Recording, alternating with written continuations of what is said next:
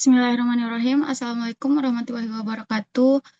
Perkenalkan, saya Diah Ramawati dengan NIM 221084-2023 akan mempresentasikan skripsi saya yang berjudul Implementasi Strategi Dinas Pertanian dalam Meningkatkan Produktivitas Padi di Kota Padang dengan dosen pembimbing Ibu Dr. Desna Aromatika SAPMAP dan Bapak Ilham Aldelano Azra SIPMA.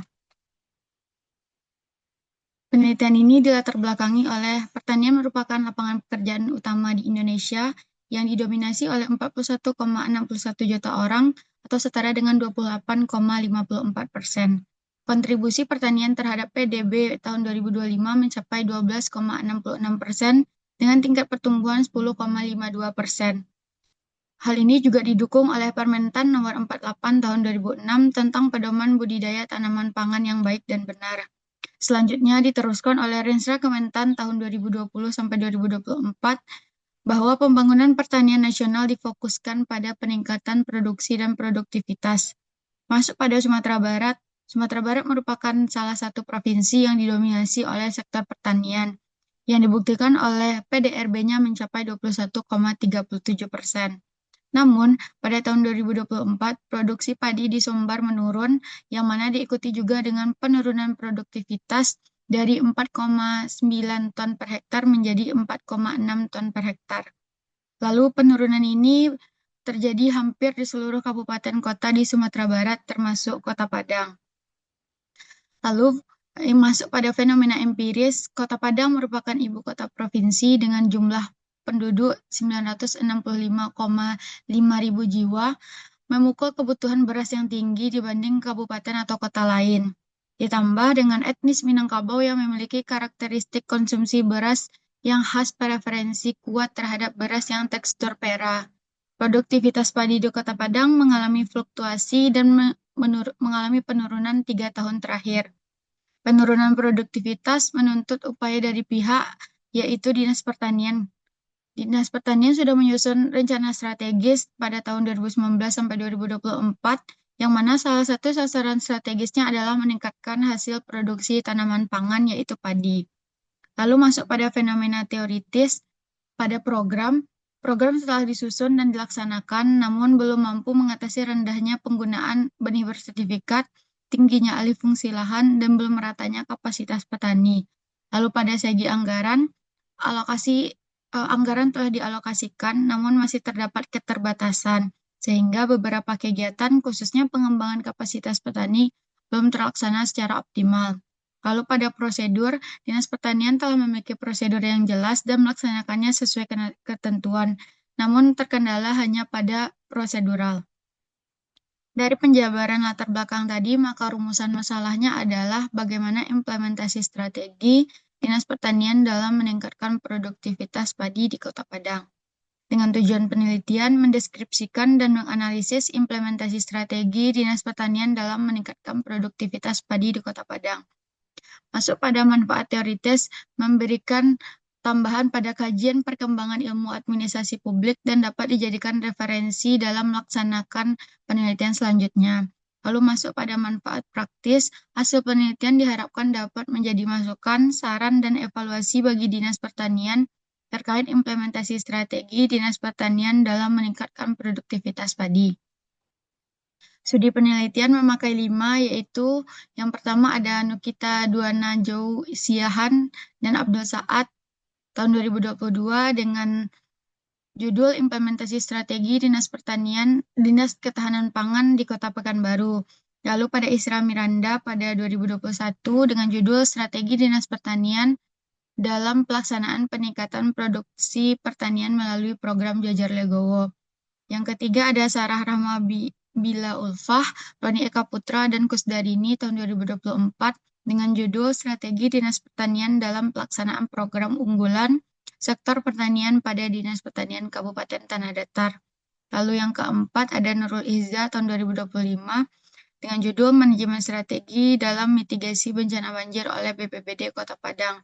Lalu yang terakhir ada Silvi Ramadhani tahun 2025 dengan judul Manajemen Strategi Dinas Kelautan dan Perikanan Provinsi Sumatera Barat dalam Pengelolaan Perikanan Budidaya.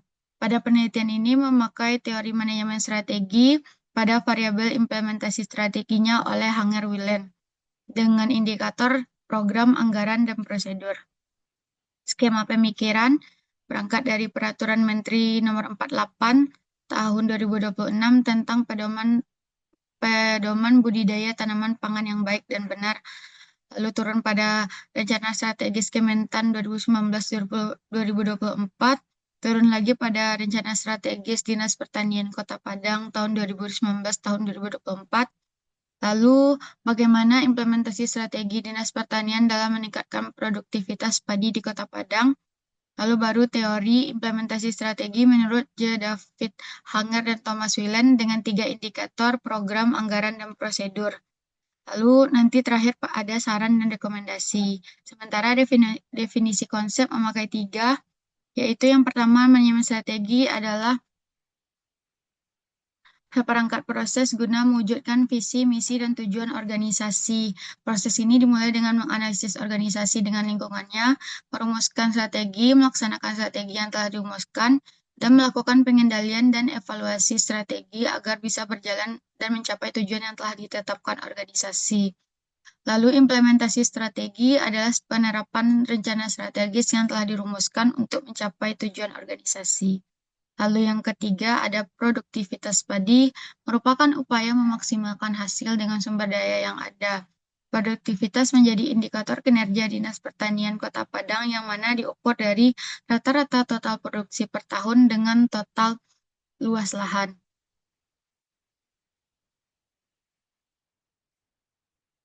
Definisi operasional, yang pertama variabel implementasi strategi dengan 3 indikator ada program, anggaran, dan prosedur. Dengan cara mengukur dapat dilihat pada layar. Selanjutnya, metode penelitian dengan pendekatan dan desain penelitian menggunakan kualitatif dengan pendekatan deskriptif. Pengumpulan data melalui 3, yaitu observasi, wawancara, dan dokumentasi. Teknik pemilihan informan melalui purposive sampling. Dan peranan peneliti di sini adalah sebagai instrumen utama. Lalu proses penelitian dimulai dari menemukan fenomena di LKJIP, observasi, wawancara, dan pengumpulan data. Lalu unit analisis adalah Dinas Pertanian Kota Padang. Teknik analisis data memakai 3, reduksi data, penyajian data, dan penarikan kesimpulan. Lalu yang terakhir, teknik keabsahan data menggunakan triangulasi sumber. Lokasi penelitian dilakukan pada Dinas Pertanian Kota Padang, Jalan Raya Sungai Lareh, Kelurahan Bukit Turun, Kecamatan Kota Tengah, Kota Padang.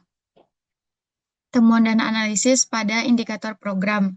Dalam implementasi strategi peningkatan produktivitas padi, Dinas Pertanian Kota Padang menerjemahkan strategi yang telah ditetapkan dalam rencana strategis, diturunkan beberapa program. Program tersebut kemudian dijabarkan kembali dalam bentuk kegiatan dan subkegiatan yang dilaksanakan di lapangan.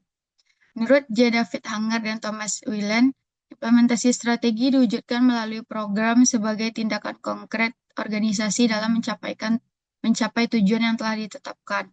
Program-programnya ada 4, yaitu yang pertama program penyediaan dan pengembangan sarana pertanian, program penyediaan dan pengembangan prasarana pertanian, program pengendalian dan penanggulangan bencana pertanian, dan program penyuluhan pertanian. Masuk pada program pertama, program penyediaan dan pengembangan sarana pertanian. Di lapangan ditemukan pengawasan penggunaan ada 3 kegiatan. Yang pertama, pengawasan penggunaan sarana pendukung pertanian sesuai dengan komoditas, teknologi, dan spesifik lokasi. Lalu kegiatan kedua, pendampingan penggunaan sarana pendukung pertanian. Yang ketiga, perbanyakan benih bersertifikat tanaman pangan berbentuk biji atau benih. Lalu ditemukan di lapangan bahwa penggunaan benih bersertifikat masih rendah, kelompok penangkar benih padi masih terbatas, dan kepedulian petani terhadap bantuan sarana yang diberikan masih rendah. Lalu ada program kedua, program penyediaan dan pengembangan prasarana pertanian. Ada 2 kegiatan. Yang pertama, pengembangan prasarana pertanian, yaitu pengelolaan lahan pertanian pangan berkelanjutan atau LP2B, kawasan pertanian pangan berkelanjutan atau KP2B, dan lahan cadangan pertanian pangan berkelanjutan atau LC2B di kabupaten kota. Lalu ditemukan bahwa alih fungsi lahan sangat tinggi karena Kota Padang merupakan ibu kota provinsi, ketertarikan pada Padang tinggi, penduduk banyak, dan tidak sinkronnya antara data RDTR dan LSD. Lalu kegiatan yang kedua ada pembangunan prasarana pertanian. Ada 3 subkegiatan, yaitu pembangunan rehabilitasi dan pemeliharaan dam parit, pembangunan rehabilitasi dan pemeliharaan prasarana pertanian lainnya, dan pembangunan rehabilitasi pemeliharaan jalan irigasi usaha tani. Di lapangan ditemukan bahwa kerusakan jaringan irigasi dan prasarana akibat bencana alam dan keterbatasan prasarana sehingga belum seluruh kebutuhan petani terpenuhi. Lalu program ketiga ada pengendalian dan penanggulangan bencana pertanian, yaitu pengendalian organisme pengganggu tumbuhan atau OPT, tanaman pangan, hortikultura, dan perkebunan.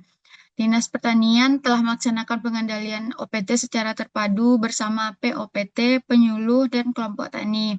Lalu di lapangan ditemukan juga bahwa kepedulian petani dalam melakukan pengamatan OPT masih rendah. Pengendalian OPT belum sepenuhnya dilakukan secara mandiri dan berkelanjutan oleh seluruh petani. Lalu program terakhir ada program penyuluhan, yang mana terdiri dari beberapa kegiatan. Pertama, peningkatan kapasitas kelembagaan penyuluh pertanian di kecamatan, desa, dan lalu pengembangan kapasitas kelembagaan petani di kecamatan dan desa. Dan yang ketiga, penyediaan dan pemanfaatan sarana prasarana penyuluhan pertanian. Yang keempat, pembentukan penyelenggaraan sekolah lapang kelompok tani di tingkat kabupaten kota.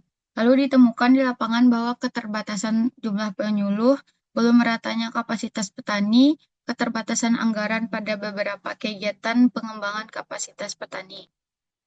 Lalu masuk pada indikator kedua, ada anggaran, sumber anggaran yang eh, ada di dinas ini ada APBD Kota Padang, APBN, dana pokok pikiran DPRD RI, provinsi maupun kabupaten kota. Ditemukan bahwa APBD kota tidak mencukupi, Dinas Pertanian harus aktif dalam sumber dana lain agar mencukupi pelaksanaan seluruh kegiatan, yang mana anggaran Dinas Pertanian Kota Padang dan realisasinya dari tahun 2019 sampai 2025 dapat dilihat pada layar. Temuannya, anggaran berasal dari anggaran yang berasal dari berbagai sumber mampu mendukung pelaksanaan program dan kegiatan dalam peningkatan produktivitas padi. Sinergi pendanaan dari APBD, APBN, dan Pokir mampu melaksanakan kegiatan yang tidak dapat sepenuhnya dibiayai oleh satu sumber anggaran. Permasalahannya, karena APBD Kota Padang rendah, maka terjadi keterbatasan anggaran pada beberapa kegiatan. Lalu kegiatan pengembangan kapasitas petani belum dapat menjangkau seluruh sasaran. Efisiensi anggaran menyebabkan beberapa kegiatan tidak dapat dilaksanakan dengan maksimal. Lalu indikator ketiga ada prosedur. Bentuk prosedur yang dimiliki oleh Dinas Pertanian ada Juknis, SOP, Kerangka Acuan Kerja atau KAK, alur penyusunan RDKK, dan prosedur pelaksanaan penyuluhan pertanian. Temuan di lapangan, seluruh kegiatan dilaksanakan dengan mengacu pada pedoman yang telah ditetapkan. Juknis dan KAK digunakan sebagai acuan pelaksanaan kegiatan, penyusunan RDKK dilakukan sesuai alur yang berlaku, dan penyuluhan pertanian dilaksanakan berdasarkan prosedur yang telah ditetapkan. Permasalahannya, pada perlindungan lahan pertanian masih ditemukan perlunya sinkronisasi lintas instansi, khususnya dengan perbedaan antara acuan RDTR dengan lahan sawah yang dilindungi atau LSD. Lalu beberapa prosedur yang memerlukan koordinasi yang lebih intensif agar pelaksanaan di lapangan berjalan lebih efektif. Kesimpulan, implementasi strategi Dinas Pertanian telah dilaksanakan melalui program, anggaran, dan prosedur, namun belum optimal. Lalu implementasi strategi berkontribusi terhadap peningkatan produktivitas padi dari 4,86 ton per hektar menjadi 5,5 ton per hektar, meskipun belum mencapai melampaui capaian pada tahun 2022. Lalu ketidakoptimalan implementasi dipengaruhi oleh rendahnya penggunaan benih bersertifikat, tingginya alih fungsi lahan, kerusakan irigasi akibat bencana, rendahnya kepedulian petani terhadap bantuan dan pengamatan OPT, keterbatasan penyuluh, dan belum meratanya kapasitas petani. Untuk itu, saran yang dapat peneliti sampaikan yang pertama untuk Dinas Pertanian. Mengoptimalkan penggunaan benih bersertifikat, memperkuat kelompok penangkar benih, serta memperluas penyuluhan di sekolah lapang. Yang kedua yaitu untuk pemerintah daerah memperkuat koordinasi dalam sinkronisasi antara RDTR dan LSD untuk perlindungan lahan pertanian. Lalu untuk petani, meningkatkan partisipasi dalam penyuluhan serta pemanfaatan dalam pemeliharaan bantuan pertanian. Untuk peneliti selanjutnya, mengembangkan kajian implementasi strategi dengan cakupan yang lebih komprehensif. Sekian yang dapat saya sampaikan. Wabillahi taufik wal hidayah. Wassalamualaikum warahmatullahi wabarakatuh. Terima kasih.